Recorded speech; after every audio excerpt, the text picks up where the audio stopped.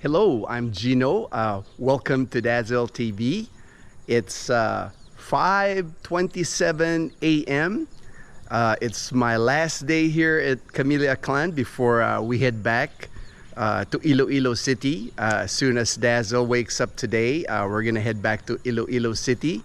I start my treatments this coming week, so my radiation treatment. So we're gonna head back to Iloilo City. There's our house here at Camellia. We've been here about 11 days, so it's been fun. It's been fun to be home with our doggies, Chloe and Totoy. We're gonna miss them, of course, when we leave. Today I got this idea on this video. I wanted to do a video because you always see here in the Philippines how Filipinas that have expat spouses or expat boyfriends. You see a lot of Filipinas here that once their expat husband or boyfriend pass away, they really aren't prepared for what happens next. You know, a lot of times the expat really didn't prepare them for when they would pass away. So I'm gonna do this video. One of my jobs when I was in the military, my last it was the second to the last job I had when I was in Misawa Air Base in Japan. I was the NCO, non-commissioned officer, that was in charge of medical readiness. And part of my job as medical readiness NCO was I always had to make sure that all our folks in the hospital that were on mobility, these are the people that would deploy at a short notice. I had to make sure all their documents were in line, all their, even as far as their bag, their mobility bag, that they have enough uniforms, they had enough socks, they have enough underwear, dog tags, you name it. That was my responsibility. And we were a hospital, I would say we were close to 400 active duty members. So it was a big job. It was a big job to make sure that everyone was prepared. And part of the preparation was will, you know, things like that, insurance, making sure if something happens to the active duty member that their family was taken care of. And I kind of brought that with me even during this retirement. And then when I met Dazzle, of course, I've always had what I call a readiness folder for Dazzle, and it's basically important phone numbers, number for the VA administration, number for my insurance in the United States, my life insurance, just anything I can think of, I put in that folder. I just think that it's a conversation that you have to have with your Filipina spouse or girlfriend. And even Dazzle was very uncomfortable even before I got sick, when we had this folder and we've had this discussion since we got married in 2016. I told Dazzle that she has to know all these things because like the reality is I'm almost 30 years older than her. I'm gonna pass away more likely before Dazzle. And I always wanted her to be prepared for that because a lot of times if she's not prepared, she's gonna be in grief, you know, if I pass away anyway, and then to have to deal with like financial issues and things like that, that would not be a good thing for her. It's better that she's prepared, she knows exactly what to do. That way it lessens her stress when something happens to me. And again, you know, it's like I've seen it on Facebook, and I'm sure most of you have heard stories here that an expat comes here to the Philippines, pass away, and then basically leaves nothing to the Filipina. And that's, to me, that's just wrong to do that, you know, because it's like that Filipina a lot of times have taken care of you, has been good to you, and to leave them with nothing and no instructions. A lot of these Filipinas would even go on my Facebook groups and ask how do I get my spouse buried, even, you know, things like that. You know, that should not happen, you know, because A lot of the expats that come here are veterans, military veterans in the United States. So we have veteran administration benefits, burial benefits, things like that. And your Filipino spouse shouldn't be the one researching that after you pass away. You need to really take care of her because she's taking good care of you. Dazzle and I, all our bank accounts here in the Philippines are joint accounts. She has access to all our money basically, and I've also taught her how to access them online.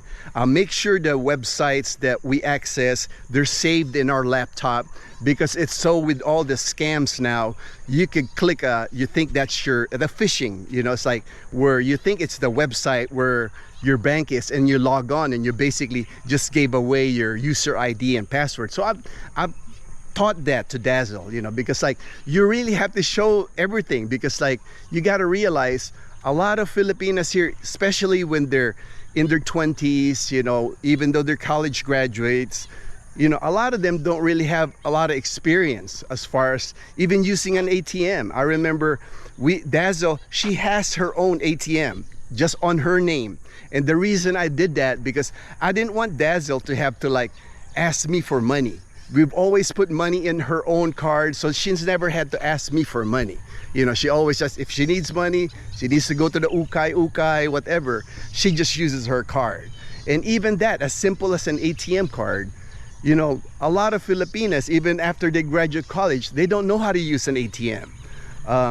When we went to college here in the Philippines for 4 years, Dazzle and I, we were classmates. We never had a class on finances here. You know, nobody ever teaches them about financing or budgeting or handling money. You know, it's like, which surprised me, because it's like, to me, that's like one of the most important things in life, is you have to know how to handle your money, because if you don't, you're gonna be in trouble for a long time. Or my goal since Dazzle and I got married 7 years ago was always to make sure that if something happens to me, that she's taken care of financially. At least that's one burden that she won't have. You know, she won't struggle with money, that she'll have money. And here, even in the Philippines, I've been accused here, there's a word here in the Philippines called kuripot. Kuripot means that you're frugal, that you're stingy with your money. And I am, you know, I've always been like that. You know, it's like, I just don't see the sense. I worked hard for my money. So I don't mind being called kuripot or frugal, because that's kept me out of trouble. Any financial issues, I've always had money, not a lot, I'm not rich, but I've never had to worry about, I don't have debts, you know, credit cards. I pay my credit cards at the end of each month, you know, because one of the things you'll find out once you come here to the Philippines, as an expat, a Philam, if you're coming from overseas, people here in the Philippines treat you as a rich person. They treat you like you have unlimited amount of funds, and they just don't understand that a lot of us, when we come here, we're on our retirement, we're on our pension, which means we're on a budget. You know, it's like, it's not like you can just give away your money. And here you're gonna be bombarded with people borrowing money. And here in the Philippines, borrowing money really means that you've just gave away your money. You know, it's like, and I've done that, you know, I've been guilty of that, because people here will like just make you feel bad, tells you how a sob story. It's just and then for them to just leave, or you just lend them the money and you'll never see that money. You know, that's happened to me many times here. And even today, you know, I've always told myself, I'm never gonna lend anybody money, but it still happens, because it's like, you know, that's why when I get a messenger from people I've never heard for a while, a lot of times I just delete it. I don't even read it, you know, where I just put it in my trash, because it's like, I know, you know, they'll ask you, how are you doing? And then next thing you know, it's like they start telling you the story that they need to borrow money. And having the folder, our readiness folder that with Dazzle and I have developed, that's not the end of it. You know, it's like even now on a monthly basis, especially now that I've gotten sick, you know, I've let Dazzle, I've guided her through it, all our online accounts, any transactions we do. I'm letting her do it now more than before, because I would do it before and I would just show her like once a month, or this is how I did it, babe, you know, this is how I did this. That way she do. But now I'm just letting her handle it more, so she's getting more comfortable handling online accounts, because it's like that's one thing here in the Philippines, they're not really comfortable here in the Philippines as far as banking online, paying bills online. Maybe that's why when you go to the bank, there's so many people there in the bank, you know, because like Filipinos just don't trust the internet. And I can't blame them, you know, because you hear so many scams, and then like the phishing where they take away your user ID and password. That's happened, you know, so I can understand why they trust the bank more, going to the bank personally than trying to do anything online. And now here in the Philippines, it wasn't like this when I first got here in 2011. More and more people here are getting into credit. They don't really teach them how to handle credit and things like that. So a lot of times they get in trouble because like they get overextended with their credit. They start buying homes, vehicles, motorbikes on credit, and they end up getting it repossessed because they don't understand the concept. And here, one thing I notice is the interest rates here are high. You know, when you buy a home, cars especially, you know, it's like they don't look at the interest rates, you know, when they buy things here. They're just happy that somebody's lending them the money to get property or a vehicle, because, you know, that's like, oh, at least I'm getting the credit. You know, they don't understand it, how credit can get them in so much trouble. I can still see the moon here, and it's just a gorgeous sunrise here in our subdivision. No rain last night, it didn't rain, but it's cool weather this morning. You know, it's like it's probably around 80, you know, and that's cool here because like at least I'm not sweating like I have been the past few times I've walked here. And you know, I've only been walking 20 minutes, but at least today I'm not like pouring in sweat already after just walking 20 minutes. I know it's not an easy conversation to have with your spouse, but I really think you should. You know, it's like a very important conversation, preparing your spouse if something happens to you. Especially here in the Philippines, you know, especially if you have kids, you know, if you've had kids with your Filipina spouse, make sure she understands that if you're an American, your kids are entitled to Social Security benefits. If you're a veteran, you're entitled to benefits from the Veterans Administration.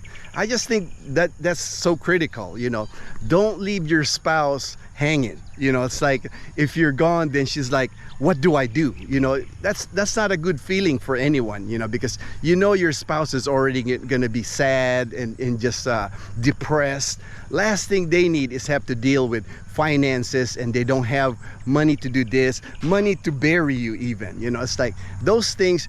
I think it's your responsibility. You came here to the Philippines, your Filipina spouse has been good to you. Take care of them. Thank you for watching. We'll see you in our next video.